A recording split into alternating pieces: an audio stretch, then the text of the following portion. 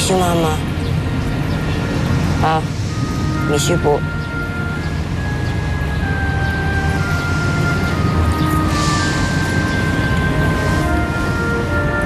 Ate, ito ka.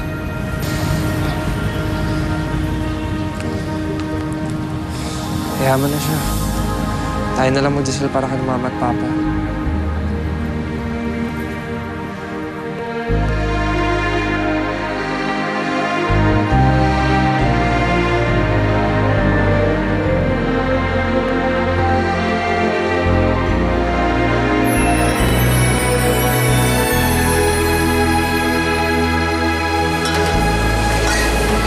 Sir Eli, kami na po yan. Kaya na po namin yan. Okay lang, Mang Nestor. Ako na po bahala dito. Gusto rin po kasi makatulong. Manang-mana ka talaga kay ma'am. Mabait, matulungin. Hindi iba ang tingin nila sa amin. Kung nabubuhay lang sila ngayon siguro, matutuwa yon. Sige po, may gagawin pa po ako sa kabila. Pag kailangan niyo po ang tulong, tawagin lang po ninyo ako. Sige po.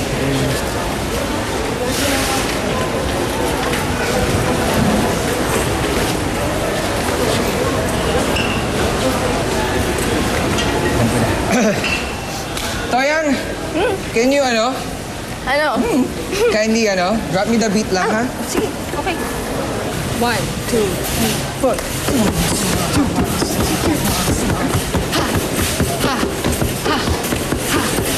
4. Dalawang to eh. Puro na lang kayo kalokohan eh. Eh, kasi naman, lukot-lukot mo naman. Ayaw naman pa din namin kahit ka malungkot, diba? Salamat, guys. Kahit na hindi natin pinag-uusapan, nandiyan kayo palagi.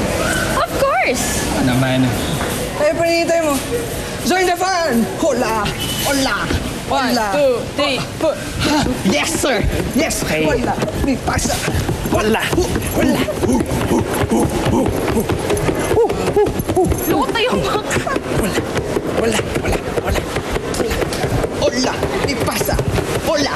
Hola! Hola! May pasa! Hola! Ola.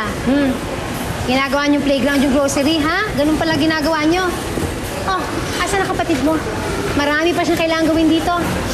Ako na lang po utusan niyo, tita. Eh, pinauwi ko na po si Raz. Ay, si Jasmine, nasaan?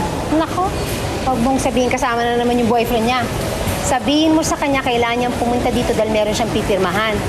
Abay, pambihira naman kayo. Kayo itong may kailangan na ako mag-manage ng grocery niyo. Pero kayo naman ito hindi mahagilap. Puro si Ola.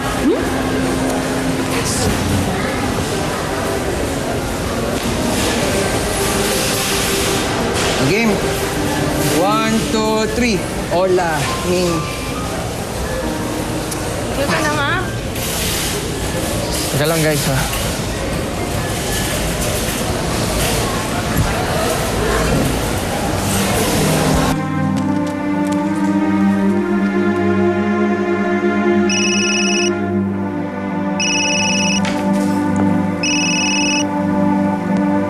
Ellie? Hello, Ate Jazz? Nasaan ka?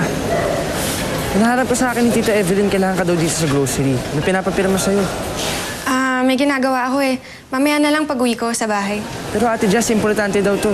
Ellie, sa bahay na lang.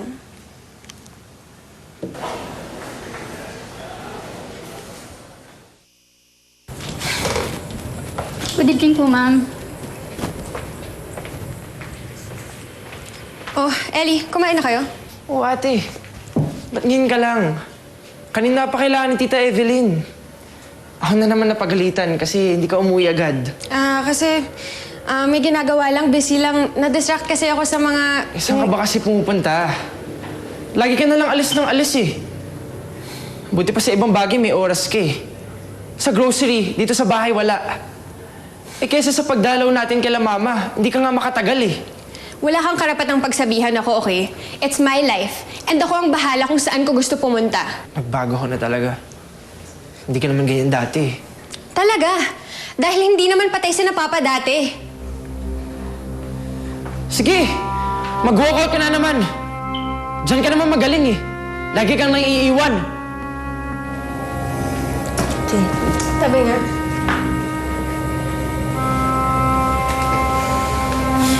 Kuya. Bakit simula nung wala si Mama at si Papa, palagi na lang kayo nag-aaway ni ate?